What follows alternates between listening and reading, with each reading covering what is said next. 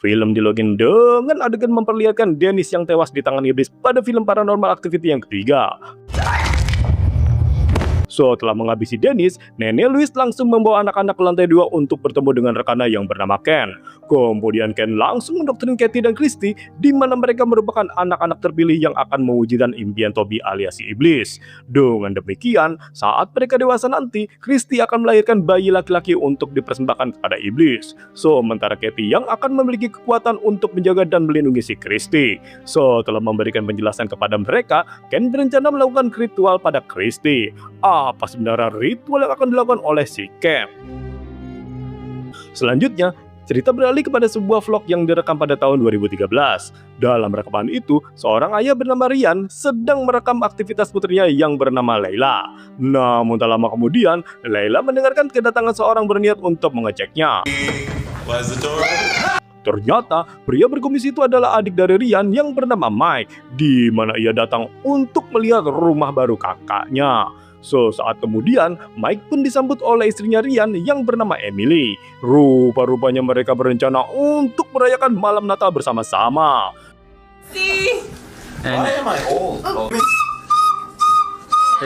Di siang harinya, Mike terlihat mengisi waktu untuk mengasuh Layla bersama bibinya yang begitu menarik bernama Olivia. Saya yakin penampilan Olivia di film ini kali ini akan membuat kalian semua betah menontonnya. Mike kemudian berniat menunjukkan kostum-kostum yang telah ia siapkan untuk menyambut malam Natal nanti. No, What's your it's question? just... Those. Yeah, man. Check it out. Oh my god! The costume. I thought it would be magical. He does have a beard. It looks. Hey, step back. I know I say this every year. My grandmother gave it to my mom. It's gorgeous. Di keesokan harinya, Ryan yang kewalahan berusaha meminta bantuan Mike untuk memasang lampu-lampu hias. Di saat itu pula, Mike terperanjat saat menemukan sebuah kamera jadul dan juga beberapa kaset video yang begitu antik di dalam kardus. Cameraman! Di malam harinya, Emily pun terkejut saat melihat Ryan tiba-tiba memiliki kamera antik. Ryan mengatakan jika kamera ini mungkin saja milik pemilik rumah yang tertinggal saat pindahan. Namun di tengah pengetesan kamera, perhatian Ryan teralihkan saat melihat distorsi aneh yang tertangkap oleh lensa kamera tersebut. Oh, What? so weird. I'm seeing something.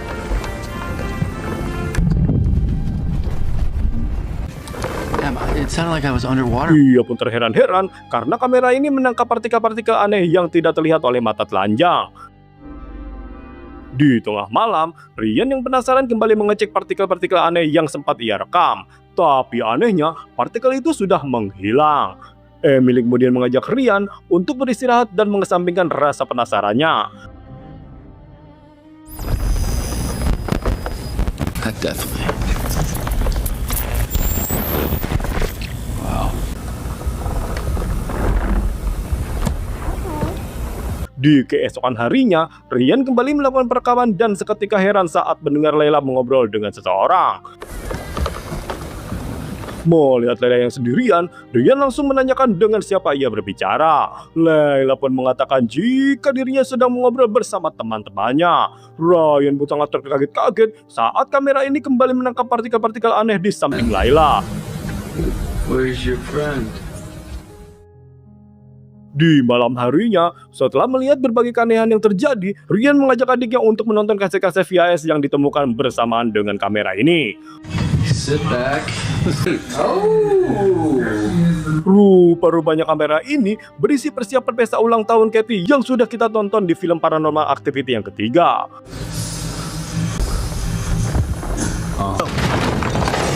What is... Merasa ada sesuatu yang aneh, Ryan melanjutkan kaset selanjutnya dan sungguh merinding saat mereka melihat rekaman ritual perjalanan astral yang dilakukan oleh Christy. Dalam rekaman itu, Christy mampu melihat dan mendeskripsikan tata letak kamar yang akan ditempati oleh Layla di masa depan. Mendengarkan hal itu, seketika rambut Ryan tercengang dan semakin penasaran dengan misteri yang ada di rumah ini. Christy? In the house. Making her do this. What? Who's him? He's there. Whoa. Fuse? Firing up that old VCR? Hey! Hey, babe.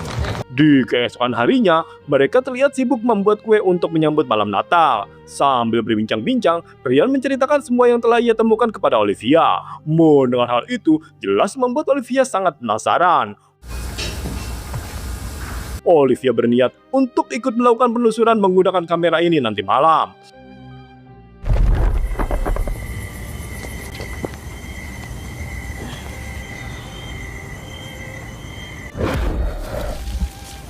Di malam harinya, Olivia yang sedang melakukan tes tidak menyadari jika ada bayangan hitam yang melintas di belakangnya. Sambil membawa kamera, Olivia langsung melakukan penelusuran ke arah kolam renang. But I didn't say anything. Oh, there it is. So, ketika mereka heran saat melihat jungkit-jungkit yang bergerak sendiri saja. Dan tak cukup sampai di situ, mereka mendengarkan suara air kolam yang berteriak-teriak.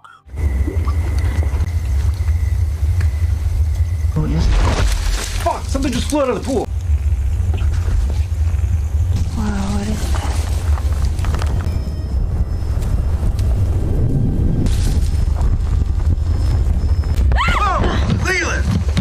Baru saja menangkap penampakan makhluk astral, mereka terkaget-kaget saat melihat Layla yang tiba-tiba berada di dalam ruang keluarga. Mereka pun langsung membawa Layla ke kamar.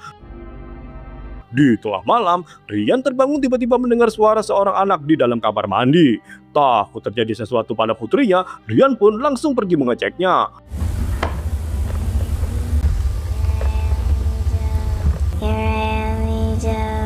Ryan pun terheran-heran saat melihat tingkah laku aneh Layla yang berbicara sendiri di depan cermin. What happened? Rupa-rupanya Layla sedang berkomunikasi dengan sosok makhluk gaib di dalam cermin. Di keesokan harinya, Ryan langsung memasang beberapa kamera agar penampakan yang terjadi di rumahnya bisa terekam dengan jelas.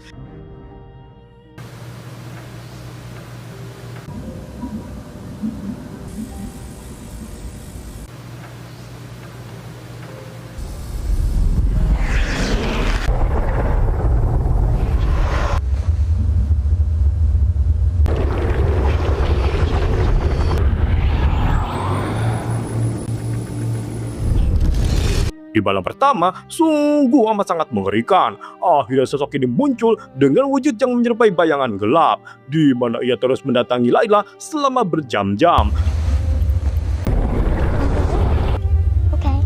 Beberapa jam kemudian, Layla seolah mendapat perintah untuk melakukan sesuatu. Olivia mendengar percakapan Layla, merasa heran dan memintanya kembali untuk tidur.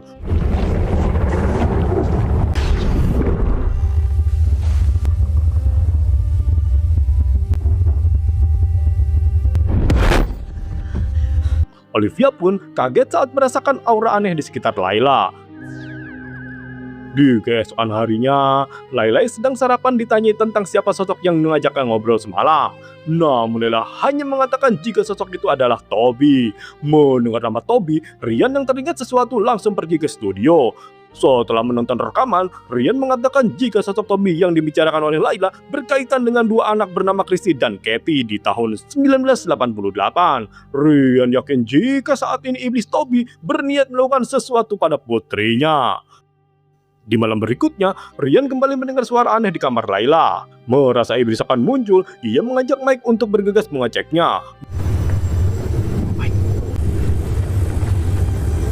Man, let's go. We're gonna wake Leela.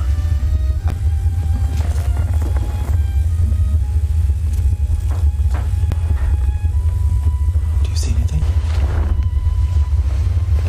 Mike pun terheran-heran saat melihat Ryan yang tiba-tiba tertogun. Ryan memberitahu jika kamera ini menangkap penampakan yang sangat mengerikan. Di keesokan harinya, Ryan memperlihatkan wujud iblis yang semalam untuk menerornya. Ia pun yakin jika iblis ini adalah sosok Toby yang sering menemui Layla.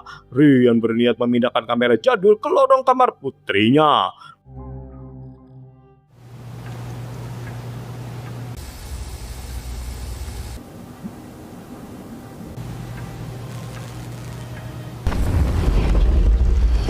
Di malam ketiga, benar saja iblis Toby kembali tertangkap kamera dan memasuki kamar Layla. Saat Layla terbangun, ia disuruh Toby untuk melakukan sesuatu.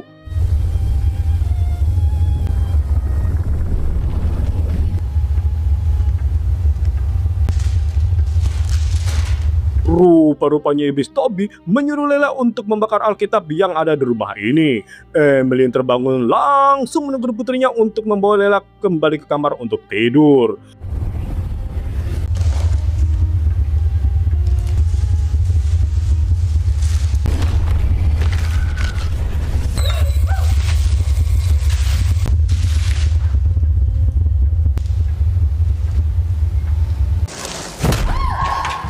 Emily mulai mendapatkan teror dari iblis tersebut.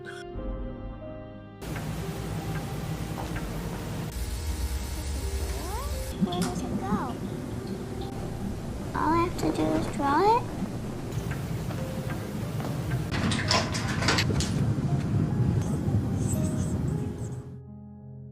Oh my god.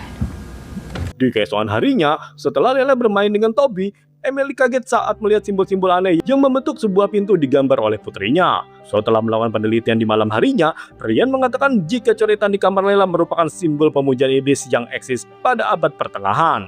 Simbol ini digunakan sebagai mantra untuk membuat portal dimensi waktu. Di tengah obrolan, mereka pun heran saat mendengar suara suling dari kamar anaknya. What is that? Be careful. Wait, What the fuck? calm down. Okay, good. Setelah menenangkan Layla yang semakin aneh, mereka mendengar suara gedeblok di ruang tengah. What is that? There's something out there.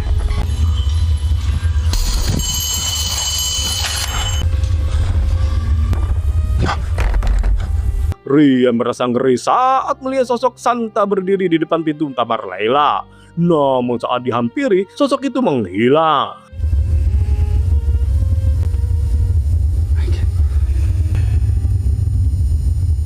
Ryan, what are you doing? No, I don't.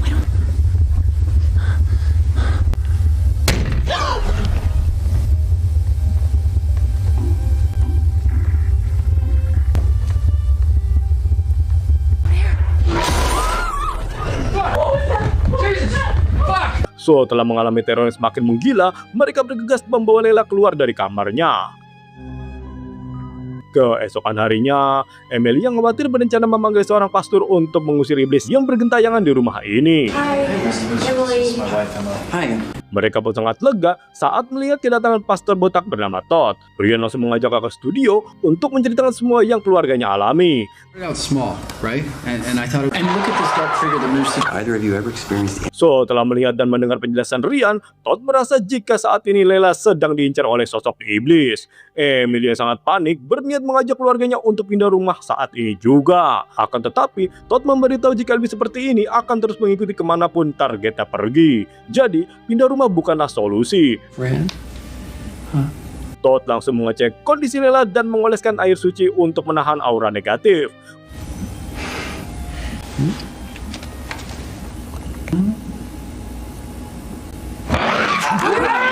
Mereka pun sangat panik saat melihat Layla tiba-tiba mencekik Todd.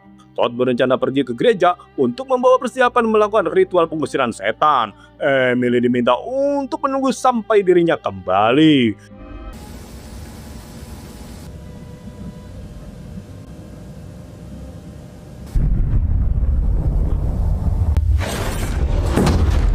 Di jam 3 pagi, Ryan pun sangat terkaget-kaget mendapati kameranya sudah tergeletak. Merasa iblis kembali muncul, ia membangunkan Emily.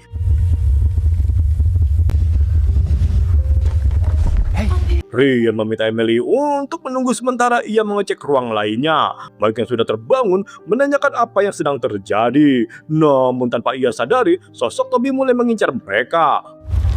I think I see something. Something here. You said, Mike, stay calm.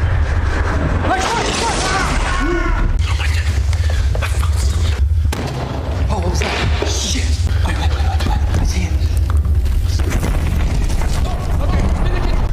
Fuck me, Ryan. Next time I'm just gonna stay at my...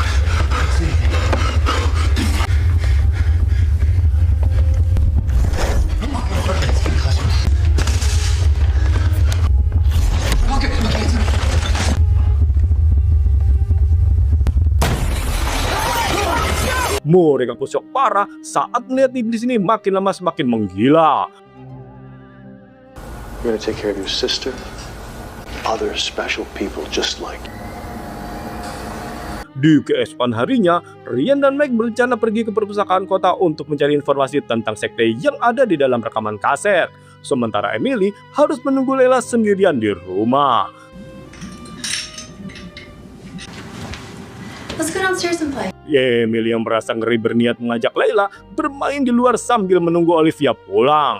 Namun Layla mengaku sedang bermain dengan Toby, memilih untuk tetap di kamar saja. Emily yang panik saat melihat Layla yang tiba-tiba tersenyum sendiri. Merasa iblis kembali muncul, Emily mengejaknya menggunakan kamera jadul.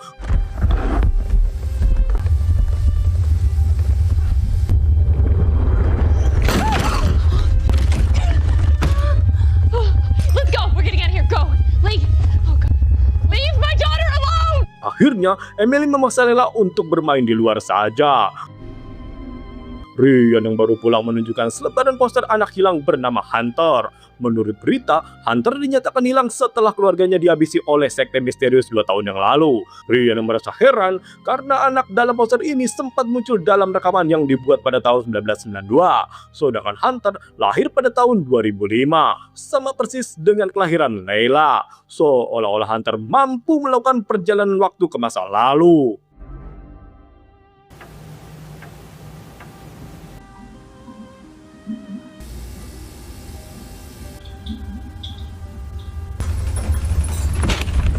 Di malam ke-7, Layla terbangun setelah mendengar suara gemuruh dari balik tembok.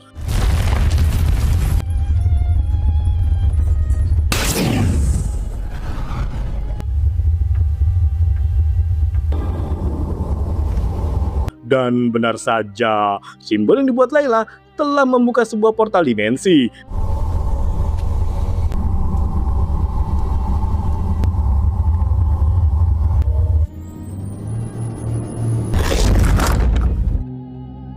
Di tengah situasi yang mencekam, Emily dan Ryan panik saat menyadari putrinya telah menghilang entah kemana. That was Layla's room. Layla.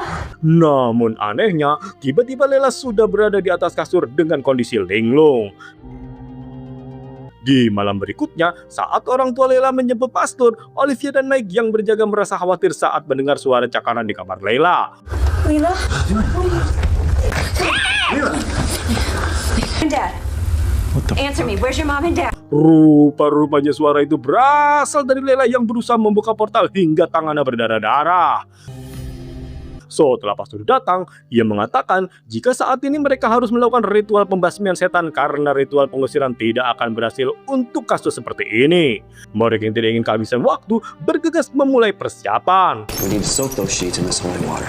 Your daughter was born on June 6th. Sebelum ritual dimulai, Todd berniat merendam semprotan menggunakan air suci yang nantinya akan mampu memusnahkan iblis. Sementara di lantai bawah, Mike dan Olivia berusaha membuat simbol ritual. Okay, complete the key. Make sure it's straight. Sheets and holy water, bring it over to this side here. Perimeter, all around the perimeter. Saat guncangan mulai terasa, Todd meminta yang lainnya untuk fokus pada ritual.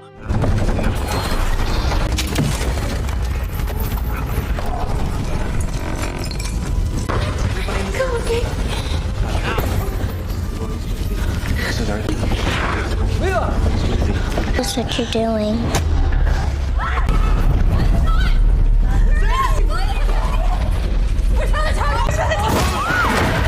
So, ketika mereka panik saat Pastor Todd tewas ditarik oleh iblis.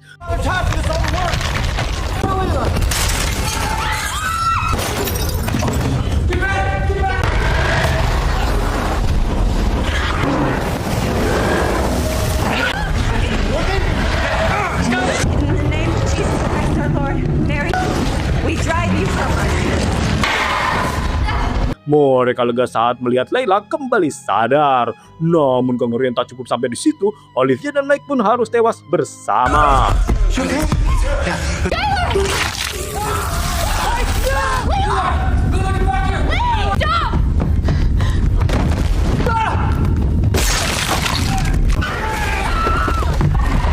Setelah seluruh keluarga yang tewas, Emily yang panik tidak tahu harus berbuat apa lagi. Satu-satunya jalan adalah portal yang terbuka. Merasa Layla pergi ke sana, Emily nekat memasukinya. Rupa-rupanya portal ini mengarah ke rumah Katie dan Christy ketika mereka masih kecil di tahun 1988. Emily mendengar suara Layla dan bergegas untuk mencarinya.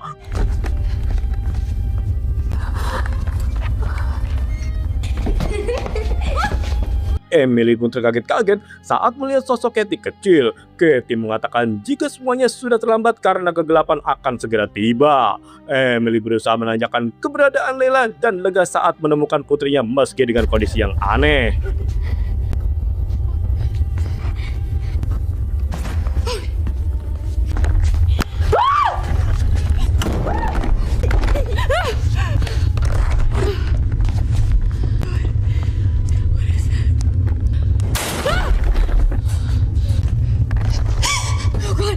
Namun tak lama kemudian, Emily pun panik saat melihat kedatangan iblis Toby.